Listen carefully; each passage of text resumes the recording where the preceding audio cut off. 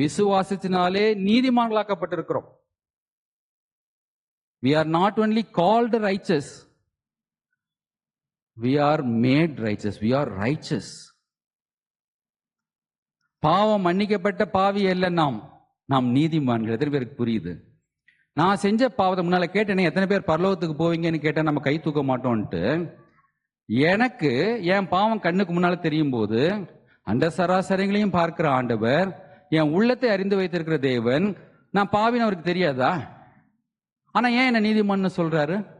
நான் என்ன பண்ணேன் நீதிமான் ஆகிறதுக்கு? மொட்டை அடிச்சனா, செருப்பு போடாம 2 மலை மேல ஏறினா, அலகு குத்திக்கிட்டனா, கீழே உருண்டனா, தோப்புக்கரணம் போட்டனா, பனிஷ்மெண்ட் 4 வாங்கிட்டேனா கையில? எதனால் நான் நீதிமான் ஆனேன்? எதனால் நீங்க நீதிமான்லாம்? நீங்க எப்படி ஆண்டவர் உங்களை நீதிமான்னு சொல்றாரு? நான் நீதிமான்னு சொல்றதுக்கு எனக்கே தகுதியில நம்ம எல்லாரும் சொல்லுவோம் இல்லையா? இது கொஞ்சம் ஓவரா தெரியல, நான் ரைச்சஸ் பர்சனா அப்படின்னு நம்மளே கேட்போம். த ஜட்ஜ், அல்டிமேட் ஜட்ஜ், அவர் சொல்றார் you are a riches person. அப்போ நான் எப்படி என்னுடைய வாழ்க்கையை பார்க்கும் பொழுது என்னுடைய பாவம் என் கண் முன்னால் வருகிறதோ, அதே போல பிதாவாகிய தேவன் நம்மை பார்க்கும்போது என்னுடைய பாவம் அவர் கண் முன்னால் வருகிறது. எனக்கும் தேவனுக்கும் நடுவில் இயேசு கிறிஸ்துவின் ரத்தம் வருகிறது. இயேசு கிறிஸ்துவின் ரத்தத்தின் மூலமாய் ஸ்கூலெல்லாம் படிச்சிருப்போம், பிரிசம்னு ஒன்று படிச்சிருப்போம், அது வழியா பார்ப்போம். இயேசு கிறிஸ்துவின் ரத்தத்தின் மூலமாய் பார்க்கும் பொழுது பிதாவுக்கு என்ன எப்படி தெரியுது? நீதிமான்னு தெரியுது. ஒரே ஒரு உதாரணம் சொல்றேன். நான் ஒரு 10 கோடி ரூபாய் கடன் இருக்குன்னு வச்சுக்கோங்க, எனக்கு வச்சுக்கோங்க, அவ்வளோ கடன் இல்லை, ஒரு 10 கோடி ரூபாய் கடன் இருக்கு. வாழ்நாளெல்லாம் உழைச்சாலே நல்லா சம்பாதிக்க முடியும்னு எனக்கே தெரிஞ்சிருச்சு. பேங்க்காரர் என்ன பண்ணுவார்? உங்களுக்குலாம் நிறைய பேருக்கு அந்த அனுபவம் இருக்காது, நீங்களாம் பார்த்தா நல்லா செழிப்பாக இருக்கிறீங்க. பேங்க்காரர் என்ன பண்ணுவார்? காலையில் 4 மணிக்கு சர்ன்னு ஒரு 4-5 டாட்டோ சும்மா கூப்பிட்டு வந்து அப்படியே வண்டியை நிறுத்தி அந்த அப்பார்ட்மெண்ட்ல இருக்க எல்லாரும் வந்து எட்டி பார்க்குற மாதிரி பார்த்து கதவை தட்டுவான். நம்ம வீடு B4ன்னு நல்லா தெரியும், C4 D4 எல்லாத்தையும் தட்டுவான். தட்டி எரிக்கு இருக்காரா அப்படின்னு கேட்பாங்க. எரிக்கு இருக்காருன்னு கூட கேட்க மாட்டான். எங்க அவன் எரிக்க எங்க? சார் சார் யாராச்சும் பக்கத்தில் இருக்க, என்னங்க கடன் வாங்கிடுவோம், கடனை கட்டல, திட்டிகிட்டே இருக்கான். என்ன அவமானப்படுத்தணும் தான் அவனுடைய எண்ணம். கடன் வாங்கினவன் என்ன பண்ணணும்? கடன் வாங்கினவன் கடன் கொடுத்தவனுக்கு அடிமை. இந்த வசனம் வேற நமக்கு தெரியுது, அதனால வாங்க சார் அப்படிதான் சொல்லணும். என்னால் வாழ்நாள் எல்லாம் கட்டவே முடியாது. திடீர்னு ஒரு பெரிய செல்வந்தர் வருகிறார். அவர் வந்து எங்க அந்த எரிக்கோட அக்கௌண்ட் நம்பர் சொல்லுங்க, ஒரு சலான் எடுங்க. எரிக் ஃபுல் நேம் எழுதுற, எரிக் ஃபுல் நேம் சொல்லுங்க, அக்கௌண்ட் நம்பர் சொல்லுங்க. SBI-யா? சார் என்னங்க ஆன்லைன் ட்ரான்ஸ்ஃபர் பண்ணுவேன். இப்போ உன் பணத்தில் ஆன்லைன்ல ட்ரான்ஸ்ஃபர் பண்ண முடியாது, நான் நேரில் வந்து கட்டுறேன். நேரில் வர எவ்வளோ கட்டுறாரு? 10 பத்தாது. எவ்வளோ கட்டுறாரு? 100 கோடி 1000 கோடி கட்டிடுறாரு. 1000 கோடி கட்டுறாரு. நீங்களா என்ன ஒரு மாதிரி பார்க்குறீங்க? You are not worth for that. You are not a politician. You can not talk about thousands of crores. You can not talk about 1,76,000 crores. 1000 கோடி கட்டுறாரு. ஏங்க ஏன் 1000 கோடி கட்டுறாரு? சொல்லுங்களேன் ப்ளீஸ். நிறைய டீச்சர்ஸ் இருக்கீங்க, நான் தானே கேள்வி கேட்கணும், என்னையே கேள்வி கேட்குறாங்களேன்னு நினைக்கிறீங்க. ஏன் 1000 கோடி கட்டுறாரு? அவர்கிட்ட இருந்துட்டு போட்டோம், என் பேர்ல ஏன் 1000 கோடி கட்டுறாரு? 10 கோடி கட்டினா போதுமே. யாரோ சொன்னாங்க இன்ட்ரெஸ்ட்னு, ஒரு கோடி சேர்த்து கட்டுங்க இன்ட்ரெஸ்ட். ஏன் 1000 கோடி கட்டுறாரு? இனி கரெக்டா சொன்னீங்க. நீங்க உங்க சர்ச்சில் கையெல்லாம் தட்டலாமா? கை தட்டுங்க. இனி நான் செய்ய போற பாவத்துக்கும் சேர்த்தி அவர் கட்டிட்டார். நீங்க எல்லாம் நினைச்சிட்டு இருக்கீங்க ரட்சிக்கப்பட்ட நாள்ல இருந்து நம்மள ரொம்ப நல்லவங்களா? நீங்க எல்லாம் ரட்சிக்கப்பட்ட கேட்டீங்கன்னா சில டேட்லாம் சொல்லுவாங்க. இந்த பர்டிகுலர் டே, இந்த பர்டிகுலர் டைமுக்கு இந்த வசனத்தின் மூலமா ரட்சிக்கப்பட்டேன்னு சொல்லுவாங்க. சரிங்க, ரட்சிக்கப்பட்டீங்க. ரட்சிக்கப்பட்ட எத்தனை வருஷம் ஆச்சு? 15 வருஷம் ஆச்சு. அதுக்கப்புறம் ரொம்ப பெர்ஃபெக்டா இருக்கிறீங்களா? தொடர்ந்து பாவம் செஞ்சுக்கிட்டே தான் இருக்கிறோம். தன்னில் பாவம் இல்லைன்னு ஒருத்தன் சொன்னான்னு அவன் பொய்யன். நிறைய பேர் அப்படி பிரீச் பண்ணுவாங்க, நீ பாவி, நீ துரோகி, சபைக்குள்ள வருகிறதுக்கு உனக்கு அருகதை இல்லை. ஆண்டவர் சொல்றார், நீ பாவி, நீ தான் சபைக்குள்ள வரணும். நீ துரோகி, நீ தான் சபைக்குள்ள வரணும். காலமெல்லாம் நான் செய்ய போற பாவத்துக்கும் சேர்த்து அவர் தண்டனைய 100 கோடி கொடுத்துட்டார். நல்லா சொல்றேன், தெரிஞ்சுக்கோங்க. It might look controversial, but this is the truth. அவரால் மன்னிக்க முடியாத பாவமே நம்மளால செய்ய முடியாது.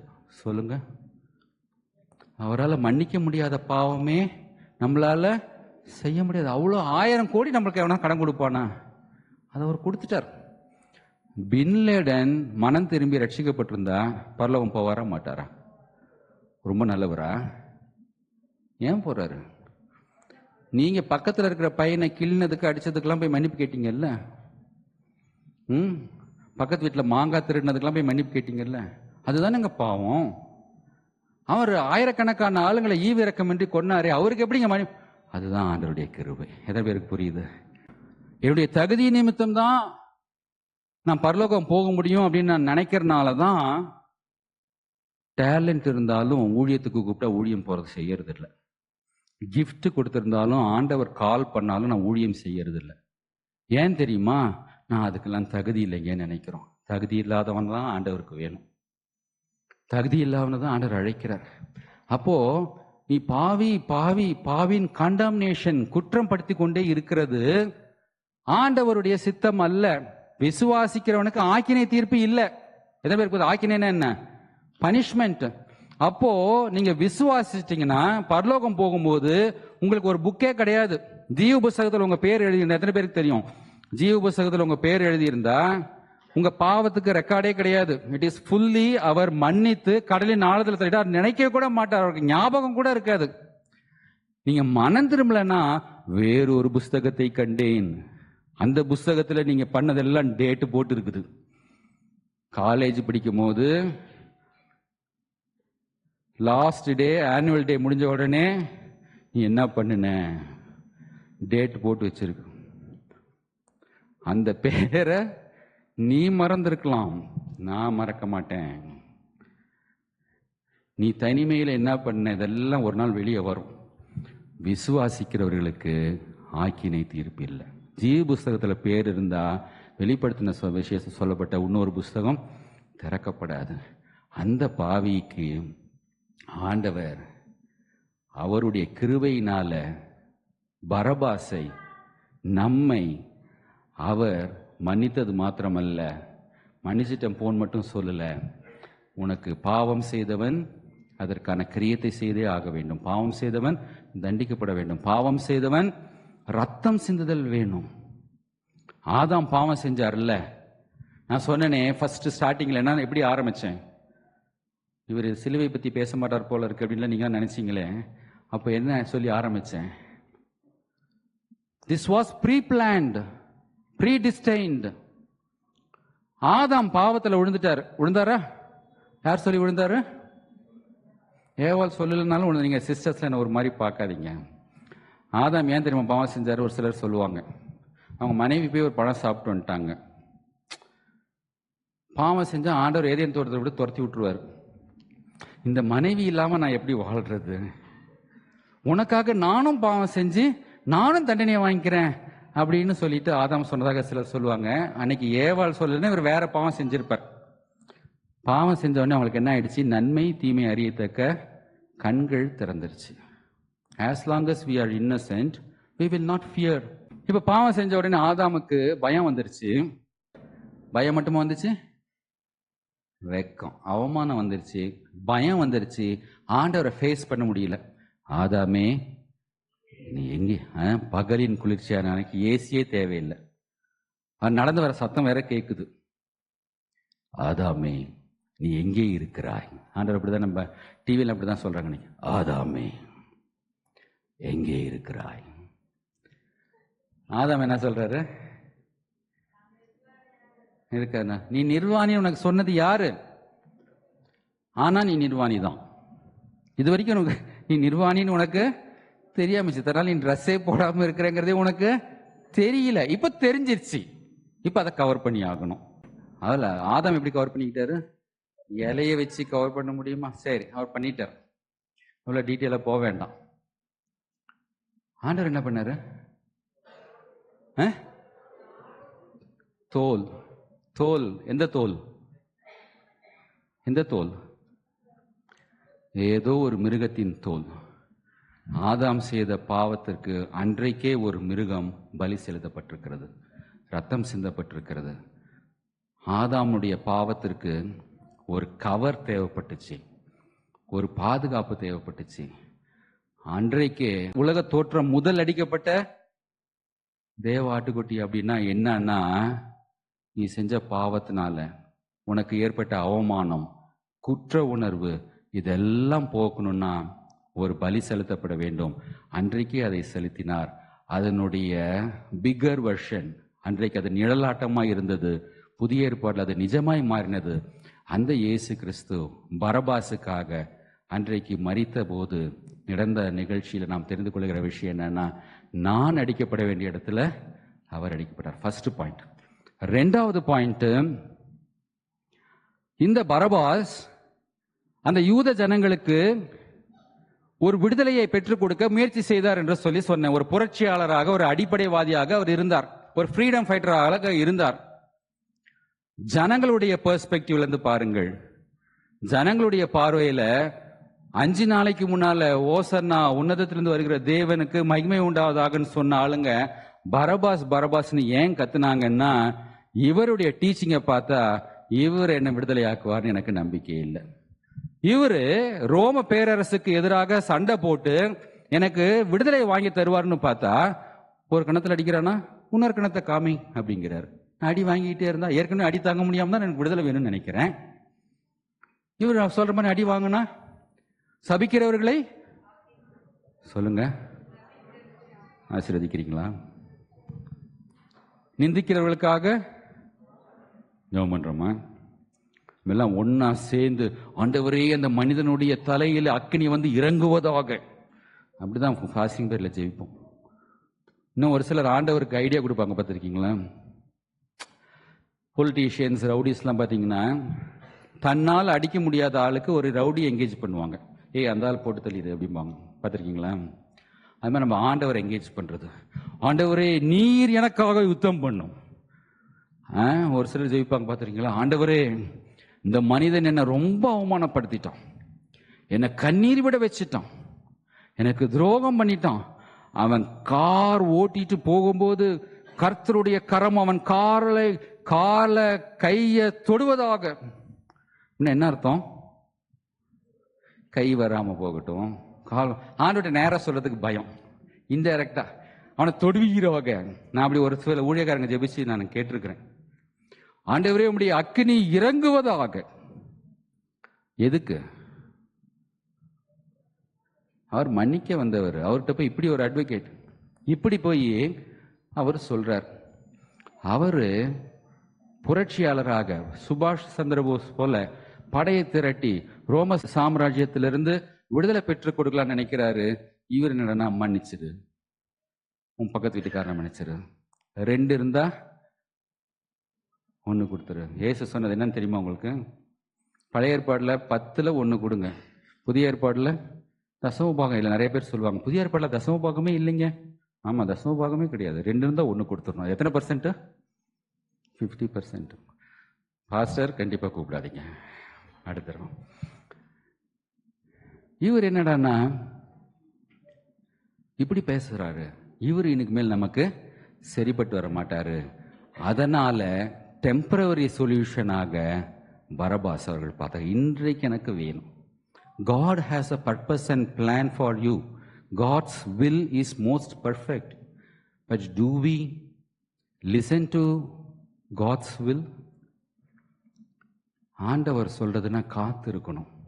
அதிகாலையில் என்னை தேடுகிறவன் என்னை கண்டடைவான். கேளுங்கள் கொடுக்கப்படும். இடைவிடாமல் ஜெபம் பண்ணுங்க, மன்றாடி ஜெபம் பண்ணுங்க, உபவாசம் பண்ணி ஜெபம் பண்ணுங்க.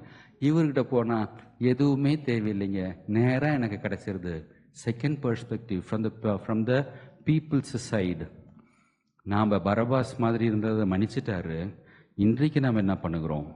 இயேசுவை நம்முடைய சொல்யூஷனாக பார்க்கிறோமா, இல்லை உலக பிரகாரமான ஒரு சொல்யூஷன் கொடுக்கக்கூடிய ஒரு மனிதனை? இந்த கட்சி வந்தால் என் பிரச்சனையெல்லாம் முடிஞ்சிடும், அவரும் அதே தான் செய்வார். சமத்துவம் பேசுறது, சமூக நீதி பேசுறது, ஊழலை பத்தி பேசுறது, திரள் கூட்ட ஜனங்களுக்கு முன்னால நல்ல கர்ஜித்து பேசுகிறது, வந்தா என் வாழ்க்கை மாறிடும் நினைப்பாங்க. அவர் வந்தாலும் இதே தான் நடக்கும். 50 வருஷத்துக்கு மேல அப்படிதான் வந்துச்சு, இன்னைக்கு அப்படிதான் நடக்கும். ஒரு மனிதன் நமக்கு எந்த சொல்யூஷனும் கொடுக்க முடியாது. நாம பரபாஸை தேடுகிறோமா, இயேசு சொல்லுகிறதை கேட்கிறோமா? பரபாஸ் பூமிக்குரிய ராஜ்யத்தை நிலைநாட்ட வந்தார், தேவன் பரலோக ராஜ்யத்தை நிலைநாட்ட வந்தார். என்னுடைய ராஜ்யம் இந்த உலகத்துக்குரியது அல்ல. இந்த ஜனங்கள்லாம் அதனாலதான் இயேசுவை பின்பற்றி வந்த சீஷர்கள் என்ன பண்ணிட்டாங்க, இவரை நம்பி பிரயோஜனம் இல்லைங்கன்னு சொல்லிட்டு செத்து 2 நாள் கூட ஆகலைங்க. சொல்லுங்க, 2 நாள் கூட ஆகல. வெள்ளிக்கிழமை ஈவினிங் தான் மரிக்கிறார், சனிக்கிழமை ஈவினிங்கோட 24 ஹவர்ஸ், ஞாயிற்றுக்கிழமை காலையில் 36 ஹவர்ஸ், அவ்வளோதான். மீன் பிடிக்க போகிறேன்னு வருகிறியா? Old profession. இந்த இயேசுவை நம்பி பிரயோஜனம் இல்லைங்க, நேர்மையா வாழ்ந்து பிரயோஜனம் இல்லைங்க. இதெல்லாம் சில கணக்கெல்லாம் அப்படிதான் கொடுக்கணும். அந்த காலத்தில் டீச்சருக்கெல்லாம் சொல்லுவாங்க, 9:30க்கு போயிட்டு 9ன்னு கையெழுத்து போடுறீங்க. இன்னைக்கு TA bill, income tax, sales tax, இப்படிலாம் இருந்தால் இந்தியாவில் சம்பாதிக்க முடியாதுங்க. This is business ethics. This is called what? Business ethics. பிஸ்னஸ்ல இதெல்லாம் தப்பு இல்லைங்க. இயேசு சொல்லுகிறார், பரலோக ராஜ்யம் இந்த உலகத்துக்குரியதல்ல. மீன் பிடிக்க போயிட்டாங்க. மீன் பிடிக்க போயிட்டு இயேசு கரையில் வந்து நிற்கிறார். அவர் பார்க்குறாங்க, அற்புதத்தை பேதுரு பார்த்த உடனே 153 மீனை பார்த்த உடனே அவர் கர்த்தர்னு சொல்லிட்டு வராரு. உடனே அவரை பார்த்து கேட்குறாங்க, இப்போவா ராஜ்யத்தை நீர் எங்களுக்கு மீட்டு தரப்போ? அவன் எதை நினைச்சிட்டு இருக்கிறான்? உயிரோடு வந்ததுக்கப்புறம் முன்னால் அவங்களை அடிச்சுட்டாங்க, கொண்டுட்டாங்க. இது வரைக்கும் யாரும் உயிரோடு வந்து நாங்கள் பார்க்கவே இல்லை. இப்போ நீங்க உயிரோடு வந்துட்டீங்க, இப்பொழுது ராஜ்யத்தை நீர் எங்களுக்கு இஸ்ரவேலுக்கு மீட்டு தரப்போகிறீர். They were concerned only about the earthly blessings and temporary solutions. நாம் என்ன செய்து கொண்டிருக்கிறோம்? பரபாஸ் நமக்கு சொல்யூஷன் கொடுப்பார் நினைக்கிறோமா? ஆண்டவரை நம்பி காத்திருக்க, சில இழப்புகளை சந்திக்க, சில நஷ்டங்களை பார்க்க, சில அவமானங்களை சந்திக்க ஆயத்தமா இருக்கிறோமா? அப்படி இருந்தால் பரலோக ராஜ்யத்துல நமக்கு பலன் உண்டாயிருக்கும். கடைசி போர்ஷனை வாசிட்டு சொல்லி முடிச்சிடுறேன். மத்தேயு 27 50 53 வரைக்கும் யாராவது வாசியுங்கள். இயேசு மகா சத்தமாய் கூப்பிட்டு ஜீவனை விட்டார். நித்திரை அடைந்திருந்த பலர் உயிரோடு வந்தாங்க. இதை நம்ம நிறைய பேசுறது இல்லை. திரைச்சீலை கிழிக்கப்பட்டதை நீங்க நிறைய பேசியிருப்பீங்க, கேள்விப்பட்டிருப்பீங்க. தேவனிடத்துல டைரக்ட் ஆக்சஸ் கிடைச்சதை நீங்க எல்லாம் பேசியிருப்பீங்க. But literally what happen? இவர் மரிக்கிறார், சிலர் உயிரோடு எழுப்புகிறார்கள். நம்முடைய மீறுதல் நிமித்தம் அவர் காயப்பட்டு, நம்முடைய அக்கிரமங்களின் நிமித்தம் அவர் நொறுக்கப்பட்டார். சமாதானத்தை உண்டு பண்ணும் ஆக்கினை அவர் பேரில் வந்தது, அவருடைய தழும்புகளால் குணமாயிருக்கிறோம். நான் காலாகாலமாய் நித்திய ஜீவன்ல, இட்டர்னல் லைஃப்ல அவரோட கூட வாழ வேண்டும் என்பதற்காக அவர் என்னுடைய தண்டனைகளை ஏற்றுக்கொண்டு நான் மரிக்க வேண்டிய இடத்துல அவர் மரித்தார். நான் உயிர் பெற்று விட்டேன். Praise the Lord. பரிசுத்தவான்கள் உயிரோடு வந்திருக்கிறாங்க. பரிசுத்தவான்கள் உயிரோடு வந்திருக்கிறாங்க. அவங்க எப்படி இருந்தாங்க நமக்கு தெரியல. மத்தேயு தவிர வேற யாரும் இதை ரெக்கார்ட் பண்ணல. உயிரோட வந்தவங்க இயேசு உயிரோட வர வரைக்கும் அந்த கல்லறையில வெயிட் பண்ணி இருக்கிறாங்க. அப்படிதான் பைபிள் சொல்லுது. இயேசு வெளியே வந்த உடனே அவர்கள் பரிசுத்த நகரத்தில் காணப்பட்டார்கள். They walked into the holy city. கிறிஸ்தவர்கள் அத்தனை பேருக்கும் ஒரே ஒரு நம்பிக்கை, இந்த வாழ்க்கையின் கண்டினியூஷனாக நித்திய ஜீவன் என்று ஒன்று உண்டு. அந்த நித்திய ஜீவன் இல்லை, இயேசு கிறிஸ்து மரித்து உயிரோடு எழும்பலன்னா நமக்குலாம் நம்பிக்கையே இல்லை. இயேசு கிறிஸ்து மாத்திரம்தான் உயிரோடு வந்தார். அது மாத்திரமல்ல, நம்மை உயிரோடு எழுப்புகிறார். கொரிந்தியர்ல பால் எழுதும் போது எழுதுகிறார், உங்களுக்கு ஒரு ரகசியத்தை சொல்லி தருகிறேன். கண்ணிமைக்கும் நேரத்தில், இமைப்பொழுதில் நம்ம எல்லாம் மறுரூபமாக்கப்படுவோம். உயிரோடு இருக்கிறவர்கள் மறுரூபமாக்கப்படுவார்கள், மரித்தவர்கள் உயிரோடு எழும்புவார்கள். அப்ப இயேசு மரித்த உடனே ஒரு சாம்பிள் அங்க காமிச்சிட்டார். This is how you people are going to resurrect. உங்களுக்கு ஒரு சரீரம் கொடுக்கப்படும். அது மகிமையின் சரீரம். அவங்க எப்ப மரிச்சாங்க நமக்கு தெரியாது. லாசரு மரிச்சு 4 நாள் ஆனதுக்கு அப்புறம் போய் வெளியே வந்தாரு. அது என்ன பாடி? earthly body, ஃப்ளெஷ்லி பாடி. திரும்ப லாசரு செத்திருப்பார். அவர் திரும்ப உயிரோட இருந்ததுக்காக ரெக்கார்டு எதுவும் இல்லை. இவர்கள் ஒருவேளை பரிசுத்த நகரம்ங்கிறது அன்றைக்கு இருந்த ஜெருசலேமை பற்றி குறிக்குதா இல்ல ஹோலி சிட்டி ஆகிய ஹெவனை குறிக்குதா நமக்கு தெரியாது. யோவான் எழுதும் பொழுது ஒரு சிட்டி இறங்கி வருகிறதை நான் கண்டேன் எழுதுறாரு வெளிப்படுத்தின விசேஷத்துல. நான் அவர்கள் மத்தியில் உலாவி அவர்கள் தேவனாய் இருப்பேன், அவர்கள் என்னுடைய ஜனமாய் இருப்பார் என்று சொல்றாரே, அது எங்க? நம்முடைய நித்திய ஜீவன் ஹெவன்ல இருக்குமா எர்த்ல இருக்குமா? நல்ல, அதுக்கு மார்க் கிடையாது. கரெக்டா answer methyl alcohol ethyl alcohol கரெக்டா எழுதும். அந்த இடத்துல கிறுக்கி எழுதுவாங்கல்ல இந்த பிளஸ் டூல, எம்மா ஈயானே தெரியாது, அப்படி அதுக்கு மார்க் கிடையாது, கரெக்டா எழுதணும். யார் சொன்னீங்க? பரலோகம் மேல இல்ல. நான் அவர்கள் தேவனாயிருப்பேன், அவர்களுடைய ஜனமாயிருப்பார்களுக்குள்ள உலாவேன்னு சொன்னாரே, அந்த holy city descended onto this earth which is called new heaven and new earth. புதிய வானம் புதிய பூமியில தான் நம்ம இருக்க போறோம். நிறைய பேர் நம்ம எங்கேயோ மேல போக போறோம் தூரத்துல அப்படின்னு நினைச்சிட்டு இருக்கோம். God is going to live amongst us. He is not going to take us to his place. He is going to live amidst of us. நமக்கு மத்தியில் அவர் வாழப்போகிறார். அதனுடைய ஒரு சாம்பிள் ஆண்டவர் காண்பிக்கிறார். உயிரோடு எழுந்தவர்கள் குளோரிஃபைடு பாடி, மாசற்றதா இருக்கும் மகிமையின் சரீரம். அந்த சரீரம் நமக்கு கொடுப்பதற்காக இயேசு மரித்தார். மரித்த பலர் நீதிமான்கள் எழுந்தது. அவர்கள் யாராய் இருக்க முடியும்? இயேசு வாழ்ந்த நாட்களில் வாழ்ந்திருப்பார் என்று சொல்ல முடியாது. பழைய ஏற்பாட்டு விசுவாசிகளா இருக்கலாம். அவர்களுக்கு ஏன் அது கொடுக்கப்பட்டது? நல்லா தெரிந்து கொள்ளுங்கள். இயேசு கிறிஸ்து தான் அந்த வேதத்தினுடைய மையப்பொருள். ஆதியாகமம் 1 இருந்து ரெவலேஷன் 22 அதிகாரம் வரைக்கும் இயேசு பற்றி தான் சொல்லி இருக்குது. This is God's word to the people. What God intended to convey to his people, he wrote. இது நமக்கு தகுந்த மாதிரி கான்டெக்ஸ்டுவல், அவுட் ஆஃப் கான்டெக்ஸ்ட் எடுத்துக்க கூடாது. இயேசுதான் அந்த புஸ்தகத்தின் மையம் என்று சொன்னேன். அதை சொல்லி முடித்து விடுகிறேன். எப்படி நமக்கு இயேசுவின் ரத்தத்தினால் ரட்சிப்பு உண்டானதோ அதே போல பழைய ஏற்பாட்டு விசுவாசிகளுக்கும் இயேசுவின் மூலமாக தான் ரட்சிப்பு. பார்க்காத இயேசுவை இந்த வேத வார்த்தையின் மூலமாய் நான் விசுவாசிக்கும் பொழுது விசுவாசத்தினால் நீதிமான் ஆக்கப்பட்டு ரட்சிக்கப்பட்டு நித்திய ஜீவனுக்குள்ள போற மாதிரி இயேசுவுக்கு முன்னால் the other side of the cross, we are on this side of cross.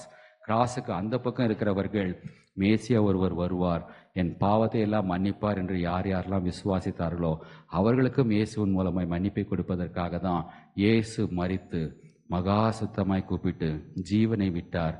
மரித்த பலர் உயிரோடு எழுந்திருந்தார்கள். எதுவுமே புரியுது நான் பேசுறது? ஒரு நிமிஷம் எல்லாம் கண்களை முடி ஜெபம் பண்ணுவோம். கேட்ட எல்லா விஷயமும் உங்களுக்கு புரிஞ்சுதோ பிரயோஜனமாக இருந்ததோ எனக்கு தெரியாது. ஏதாவது ஒரு சில வார்த்தைகள் உங்களோட பர்சனலாக பேசி இருக்கும். ஒரு கன்விக்ஷன் வந்திருக்கும். Holy spirit would have inspired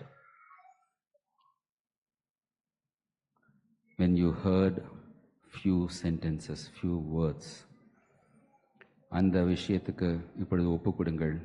இதுவரைக்கும் நீங்கள் வாழ்ந்த வாழ்க்கைக்கும் இதுக்கு மேலே வாழப்போகிற வாழ்க்கைக்கும் கர்த்தர் ஒரு பெரிய வித்தியாசத்தை காண்பிப்பார். கிருபையுள்ள ஆண்டவரே, உடைய வார்த்தையை நாங்கள் தியானித்தோம்.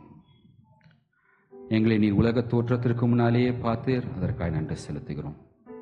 எங்களுக்காக ஜீவனை கொடுத்து நாங்கள் பட வேண்டிய பாடுகளை நீர் ஏற்றுக்கொண்டு எங்களுக்கு நித்திய ஜீவனில் பங்கு கொடுத்ததுக்காக மனதார நன்றி செலுத்துகிறோம் கர்த்தாவே. We cannot do anything in return for what you have done. All we could say is thank you so much, Father. எல்லாம் சொல்லுங்க, thank you so much, Lord. We love you, Father. We empty ourselves. We humble ourselves. Let us decrease. May your name shall increase in and through our lives. Make us a blessing to others. That your name shall be glorified. In Jesus' name we pray. Amen.